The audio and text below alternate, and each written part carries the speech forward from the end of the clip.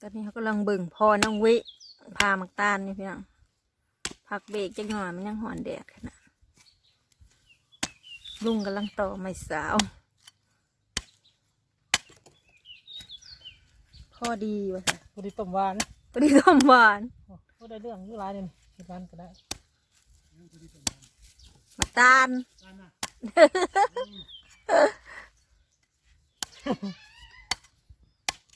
พอดีต้มหวานกันนี่ก็สั่นๆหวานโอ้ยก็พอดี เอา มานำกันกะเห่ากันหมากระไดป้าไม่เห่าลุงบ่นะป้าโอ้ยอีป้าน้อยป้าน้อยป้าน้อยเอ้ย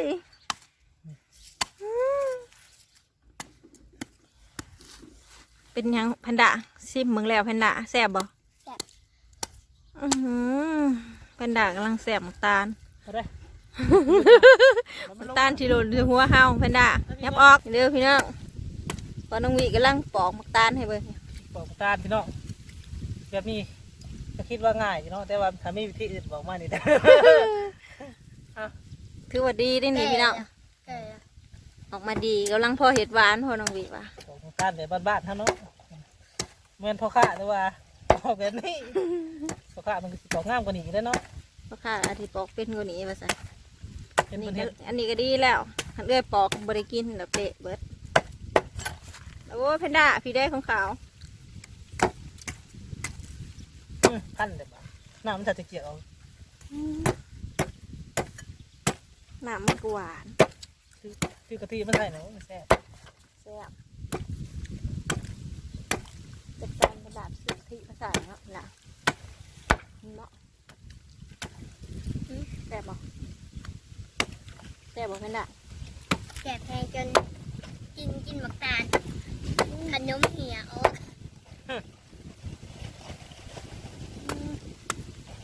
กินหมักตาลดีกว่าขนมน่ะไปกิน อ้าว ของเอา ตาที่สองแพนด้าง ามแพนด้าดีใจขนาด ห้ามคือ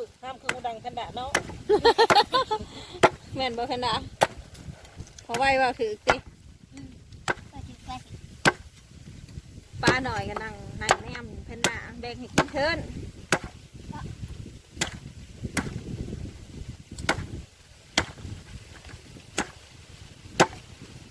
กระบองคือแกได้โอ้ยเหล็กพันตัดว่านี่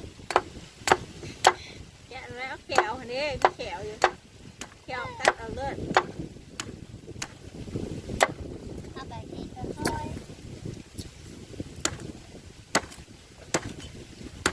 แซ่บบ่แม่นน่ะ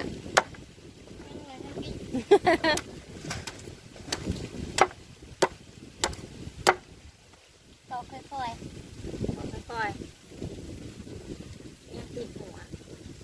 ก็มีเล็ดบัดโคนขมอดข้าวแก่ ๆค่อยคล้ายเนี่ย แกงเสือเอาได้ น้ำตาหาพัน แม่นน่ะ วันนี้ เดี๋ยว กับ มา แม่เป็นแม่ว่า เป็น เหลือ สุกมันคืออันนี้เด็ดๆมันกระบูดได้หมดแต่อ้าว ปลาออกจากกาเอาปลาไว้แกะกัน แซ่บบ่แพนด้า ยังบ่ต้องกิน ง่วยกินหยาบจ้ะ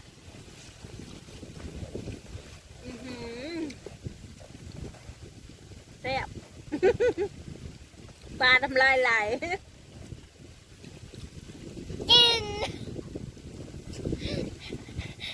โอ้ยปลากินหมักตาลบ่ปลา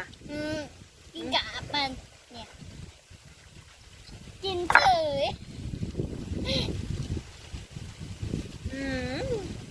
ปลาคือหมันแต่ปลาเขาไว้แบ่งหมักตาลให้กินพวกเลย แอปเปิ้ลจะกินข้าวโพดจะกิน นคือคนแท้ปลา แกงหน่อไม้ก็กินแกงเฮ็ดก็ ห กิน วาย กินทุกคนเลี้ยงง่ายมาเนี่ย ยังไงคือม้าแพนดี้บะ อือฮึ แซ่บเด้อพี่น้องเลยกำลังอ่อนกำลังดี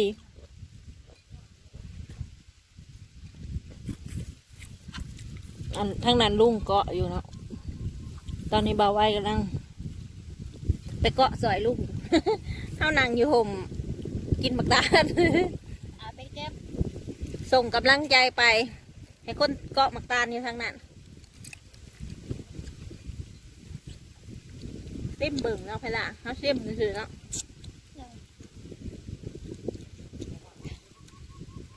แกงอยากแกงน้อยบ่เห็น ให้ปลากินน้ำเนี้ยปลาแหนมแพนด้าแบ่งให้กินทอนแพนด้าแบ่งให้ปลากินทอน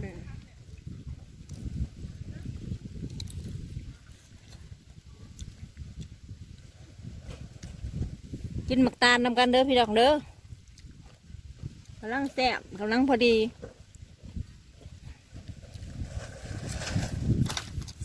อ้าว ไปฮักเลยไปฮักเด้ออันนั้นน่ะ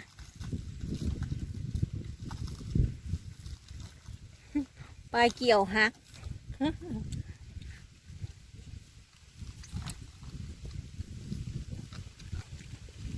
เอาลงให้ลุงแม่แพนด้าเป็นต้นตาลไป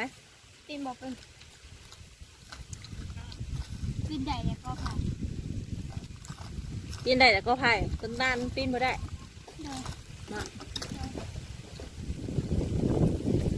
เย็นเย็นๆเนาะอยู่เลยตอนไปโรงเรียนนะฮ้อนเนาะ ลมเย็นวอยๆพี่น้องเลยนั่งอยู่ใต้ต้นมะขาม เอาผ้าไปให้ลุงไปลูกนะเดี๋ยวเร็ว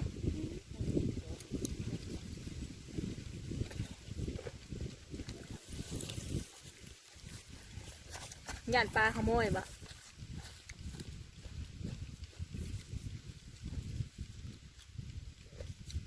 ปลาขโมยกินของเพนด้าบอกปลากินเยอะพอเด้อพอเด้อปลาพอแล้วเมื่อแล้วไปปีนเลยมึงไป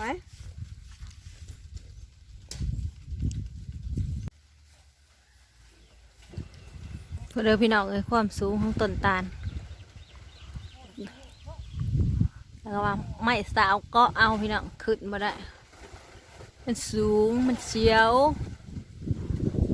แต่ว่าได้ผลงานมาแล้วพี่น้อง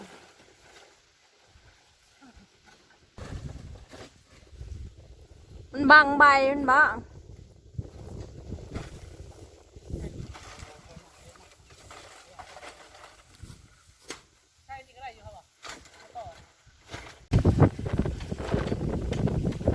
แยกแยก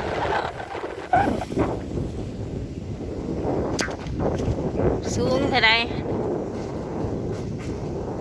โอ้ดีๆเด้อครับ นี่มาเล่งถึงหัวคนบ่ไหว้เด้อ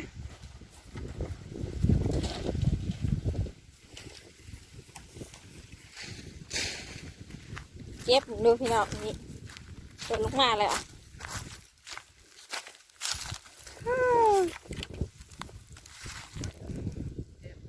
ลูกตาลลูกตาลกำลังพอดีกินเนี่ย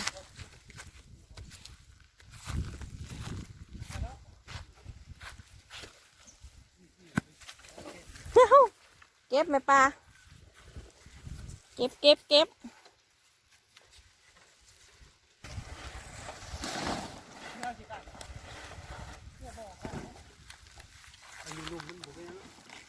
มีทางหนึ่งมีเนาะแซงหนึ่ง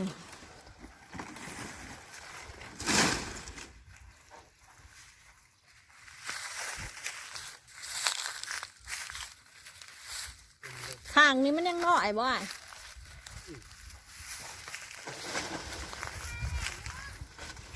มาพอดีบ่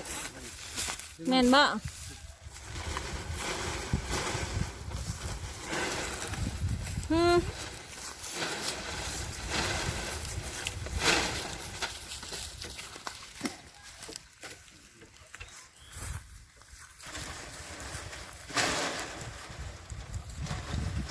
นกแท้แต่ว่าอยู่สู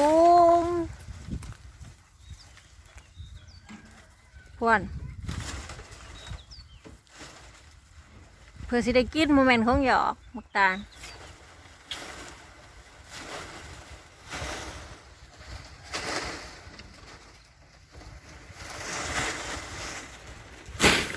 มือ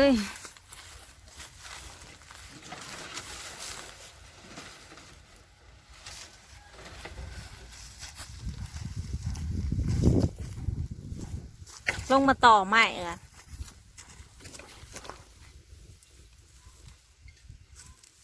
สูงขนาด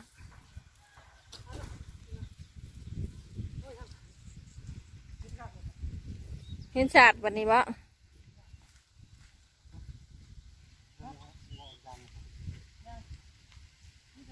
เบิ่งซ่องไม่ลูกกินหมึกตาล สบายดีเลยลูก สบายดี สบายดีเด้อบ ายดีคือบินหลังวะ พากันกินหมึกตาล เนี่ยบนนี้นะ อ้าวหงอกหมึกตาลคือกอกเลย ไปแล้วบ๊ายบาย บอกวันนี้ดูมากินหมึกตาลเด้อ มาเด้ออันนี้แซ่บๆเด้ออันนี้เต็มรถเข็น เต็มรถเข็นเลยวิลาดาว่าปานี่มากินเด้อ เริ่มยัง หึ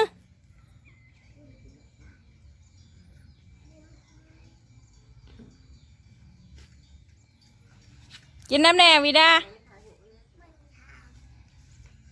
ไปเลยเด้อบ๊ายบาย